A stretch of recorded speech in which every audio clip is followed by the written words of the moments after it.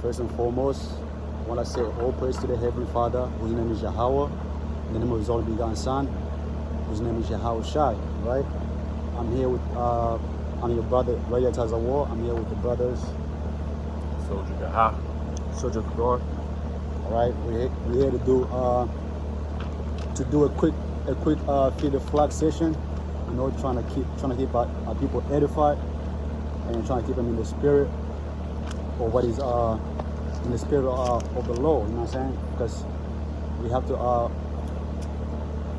to remind our people of what is important. You know what I'm saying?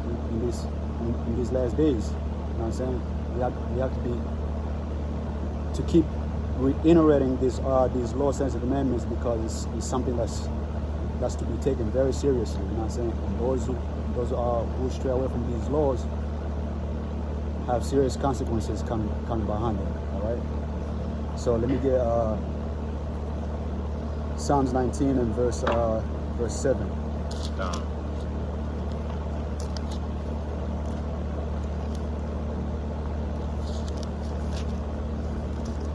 Psalms 19, verse 7. Come.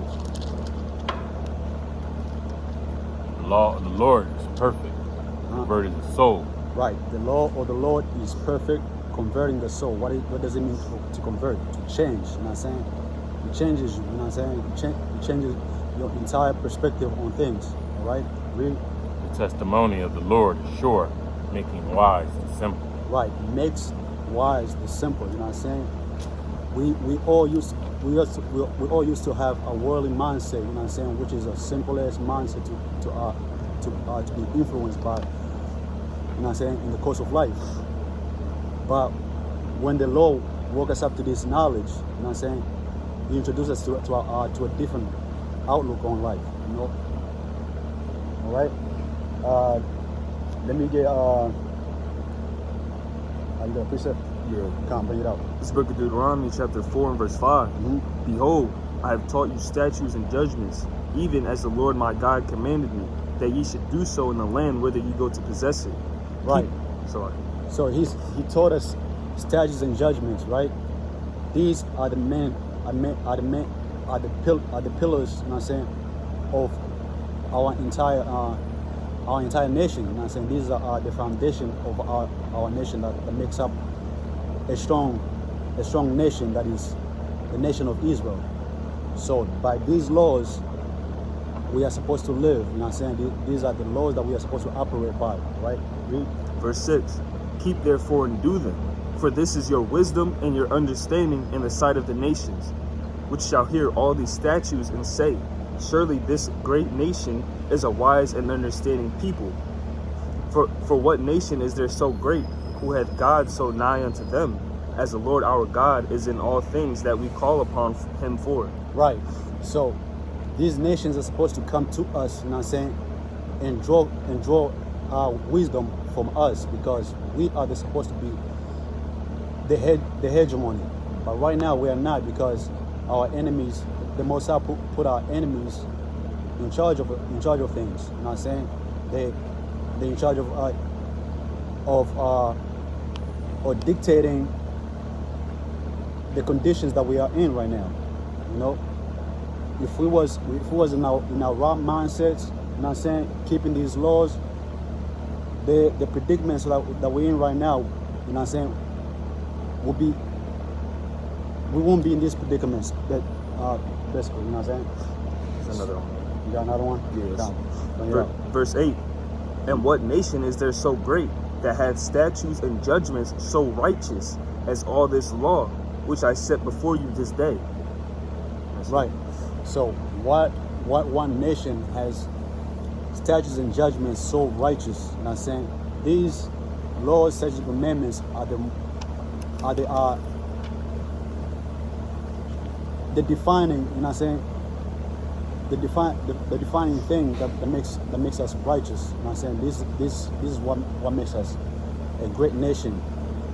So when we break these laws, the Most High punishes us by putting us at the bottom of society. Come, bring it out. This is the book of Baruch, chapter 4 and verse 1. Mm-hmm. This is the book of the commandments of God, right, and the law that endureth forever. All they that keep it shall come to life. All they that keep it shall come to life. But continue. But such as leave it shall die. Right. So straying away from these laws leads you to death. You know what I'm saying? Right. Let me get Deuteronomy 32 and I think it's 30:19. I think it's 30:19. Yeah, 30:19. Come on, bring it out. Bring it out, God. Book of Deuteronomy chapter 30, verse 19. I call heaven and earth to record this day against you, Right. that I have set before you life and death, blessing and cursing. Therefore choose life, that both thou and thy seed may live. Right. So he set before us life and death. As a matter of fact, go back to R15, but for sure. Let's say things in proper context. This is the book of Deuteronomy chapter 30, verse 15. See, I have set before thee this day life and good, and death and evil. Right? Life and good, and death and evil. Read. Verse 16, and that I command thee this day to love the Lord thy God, to walk in his ways, and to keep his commandments, and his statutes, and his judgments, that thou mayest live and multiply. Right. And the Lord thy God shall bless thee in the land whither thou goest to possess it. Right, exactly. You know what I'm saying? We're supposed to love the Lord, our God, you know what I'm saying? And loving the Lord, our God, is not just going, is not going to church, singing and hollering and dropping money in an offering plate. You know what I'm saying? Who knows where that money is going to? A lot of that money, a lot of this money is going back to the government that's funding who knows what. You know what I'm saying? All manner of wickedness against us, right? So you are not helping anybody by going to these churches, you know what I'm saying, and filling up offering plates. All right? What you should be doing is learning about these laws, learning about who you are according to the Bible, right?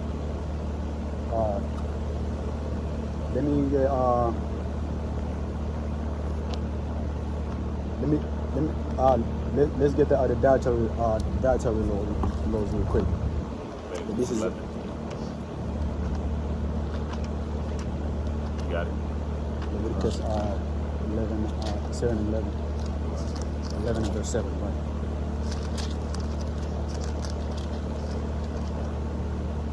This is the book of Leviticus, chapter 11 and verse 7. And the swine, though he divide the hoof, and be cloven footed, yet he cheweth not the cud, he is unclean to you. Of their flesh shall ye not eat. Right. And their carcass shall ye not touch. Right. So the swan is the pig. You know what I'm saying?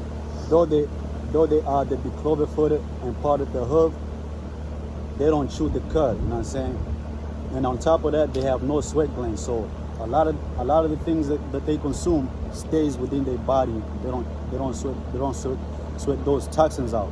So when you eat a pig, you're eating up all the parasites that it consumes. All right. Is more on there? Go to 9. Yeah. Come on, bring it out. Verse. He is unclean to you. These shall ye eat of all that are in the waters. Right. Whatsoever hath fins and scales in the waters. Right. Whatsoever has fins and scales. Didn't say fins or scales. Fins and scales. Both. All right. So you can't go in you can go fishing for catfish. You say, oh, it got fins, so I can eat it. No, it's unlawful. Right. It's a smooth ass parasite. All right. You're not supposed to eat it. It's unlawful. It's unclean. Read. In the seas and in the rivers, them shall you eat. And all that have not fins and scales in the seas and in the rivers, and all that move in the waters, and of any living thing which is in the waters, they shall be an abomination unto you. Right. Things that have no fins and scales, such as shellfish, catfish, shark, all right? Certain types of tunas, those are off. Oysters and clams and all that, those are off. You know what I'm saying? And crawfish, all that nonsense. Abominations, like according to the Bible, right? You got some? Nah, I wouldn't. Now, let's get to our vegetables. Let me get numbers count.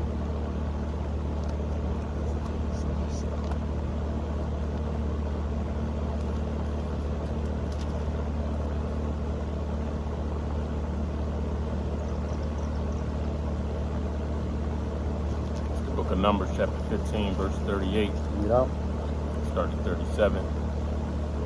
And the Lord spake unto Moses, saying, Speak unto the children of Israel, and bid them that they make them fringes in the borders of their garments. Right, fringes in the borders of the garment. Read throughout their generation. Throughout your generation, not just for a period of time. I see brothers out here, you know what I'm saying, playing the gray area. They got fringes on one day, they don't got. Then the next day you see them walking around like a common Negro on the street. That's off. Read. That they put upon the fringe of the borders a ribbon of blue, and it shall be upon to you. It shall be unto you for a fringe, that you may look upon it and remember all the commandments of the Lord. Right. Do them. Because that's supposed to be a reminder for us, you know what I'm saying, to remember the commandments and do them. You know what I'm saying? We're supposed to do these commandments. This is our way of life. All right? That you seek not after your own heart and your own eyes, after which you use to go a whoring. Right, because you could be out on the street, you know what I'm saying, just going to the store. You know, you about to buy a cigarette, then you go to get the money, you look down at your friend, is like, nah, that's off. What am I doing? You know what I'm saying? That's supposed to be a constant reminder for us, right? Like on the Sabbath, when you buy, that's why you're supposed to have it on at all times. Even when you're in the house, you're supposed to have your fringes on, all right? Because it's supposed to remind you, like, because a lot of times I caught myself about to leave the house on the Shabbat. You know what I'm saying? About to leave the house on the Shabbat to go to the store. Then I look at my friends, like, hold up. Today is the Shabbat. What am I doing?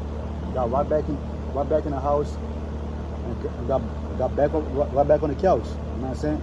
Relax. You know what I'm saying? You're supposed to be relaxing on that day. It's a day of rest, right? Now, speaking of Shabbat, let me get that in Exodus.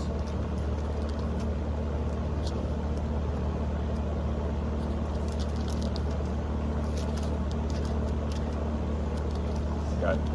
You got it. It's 20 and you got it? Bring it up. This book of Exodus chapter 20 verse 8. Remember the Sabbath day to keep it holy. 6 days shalt thou labor and do all thy work. Right, 6 days we're supposed to work, read. But the seventh day is the Sabbath of the Lord thy God. Right, the seventh day is the Sabbath of the Lord our God, because the Most High created the world in proverbially 7 days. But that's made the world is in 6 days. On the seventh day he rested, right? But we know one day according to the Most High, you know what I'm saying, you know, is 1,000 years, right? So on the 7,000th year, he rested, all right? So traditionally, you know what I'm saying, in our custom, every 6 days we're supposed to work, and on the seventh day we're supposed to rest. You know what I'm saying? That's symbolizing how, you know what I'm saying, that working experience that we're supposed to have in 6 days, and on the seventh day we rest. Same thing the Most High did when He created the world. All right.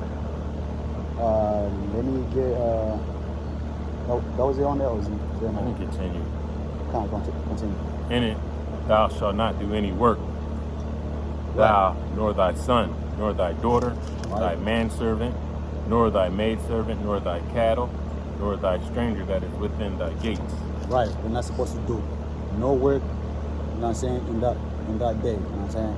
We're supposed to keep that day holy to the Most High. All right. Now let me get let me get Leviticus 19 and 19.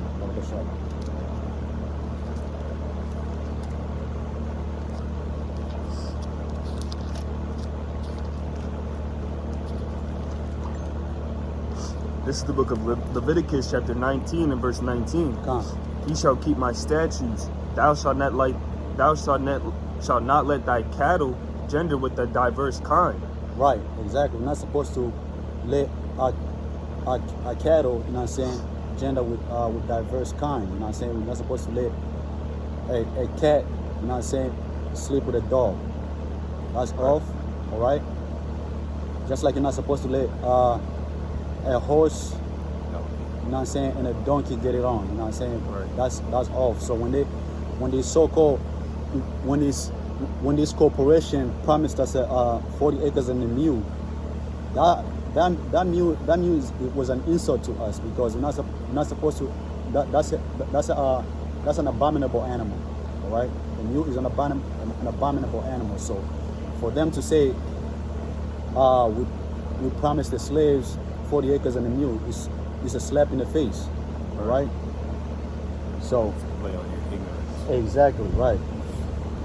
And our people ate that shit up and was really looking forward to those 40 acres and a mule. Even to this day, they're still asking for those 40 acres and a mule. We're not asking for that. We want our kingdom back. You know what I'm saying? That's our reparation. That's what we're waiting for. All right. But to get that, we gotta keep these laws, statutes, and commandments, man. All right. Continue. Thou shalt not sow thy field with mingled seed, neither shalt a garment mingled of linen and woolen come upon thee. Right. We're not supposed to mix fabrics. You know what I'm saying? You can't interwoven linen and cotton, or polyester and leather. You're not supposed to do that. You know what I'm saying? That's going off. All right. We got it on that. Come. So that was all for the day. Most are willing, brothers and sisters were edified. Until then, say shalom, mawaf lababah. Mawaf lababah.